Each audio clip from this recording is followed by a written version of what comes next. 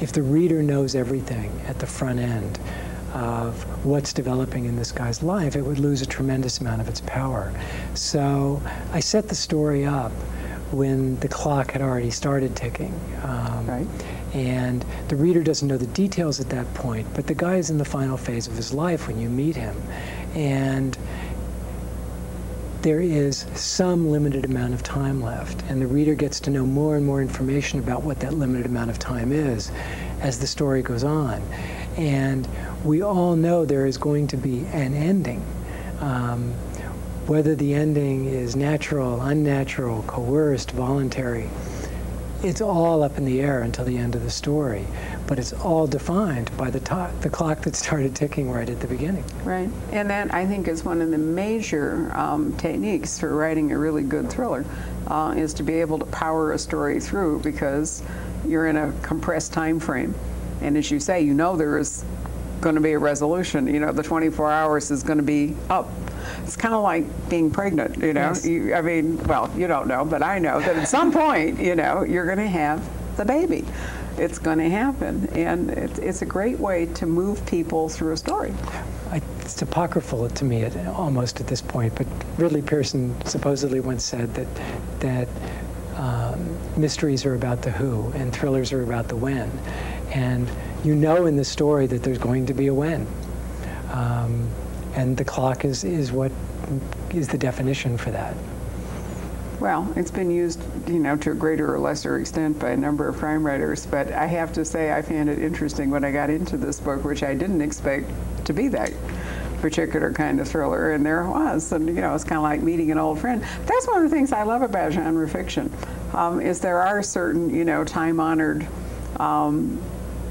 conventions, devices, whatever it is, that power different kinds of fiction. And if you like them, you not only greet them with some familiarity, but it's really fun to see how an author can do something different. And to me, that's the whole thing. You honor them. You honor the conventions, and you respect the conventions, and then you play with the conventions. Exactly. And, you know, someone can play with whatever variation I created, and that's great. One of the things that people don't give genre fiction enough credit for is the quality of the writing and storytelling that people compress into the genre form. Genre is not limiting. I think genre is defining, but not limiting. I agree with you, and it doesn't need to be hackneyed. In fact, it can work in the opposite direction. The problem is that publishing has a mantra, which is, you know, too much of a good thing is a good thing. And what happens is you get something, used to be Silence of the Lambs, right now we're in the Da Vinci Code phase, you know.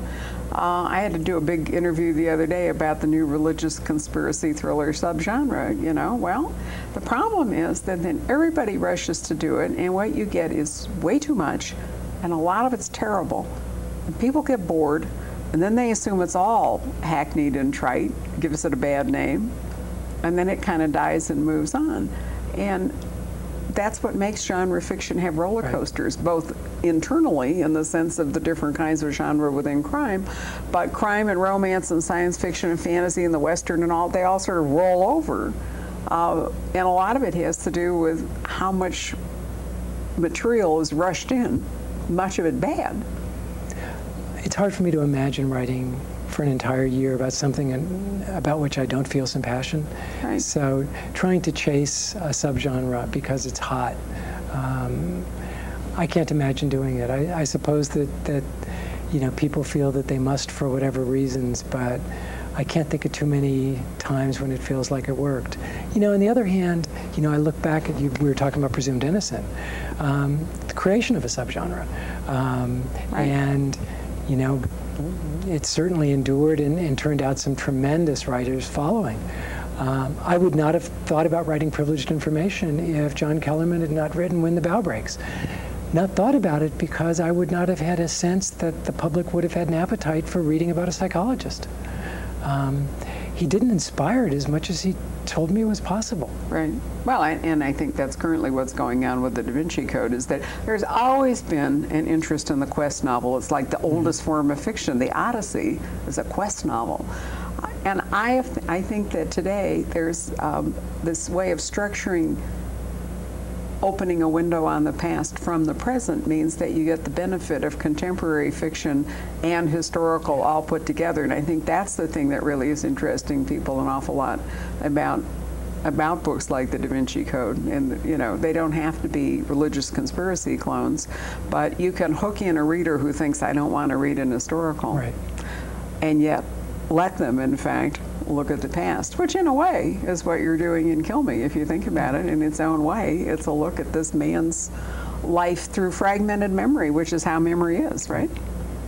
I've lost track of whether our director opened the door on us a few minutes ago. 10 minutes or so. And I suspect that because I'm so engrossed in this, I am letting this program run too long. So I think what I need to do is say thank you very much for coming. It's been my pleasure, Barbara. Thank you. And I certainly thank all of you for watching this episode of The Criminal Calendar.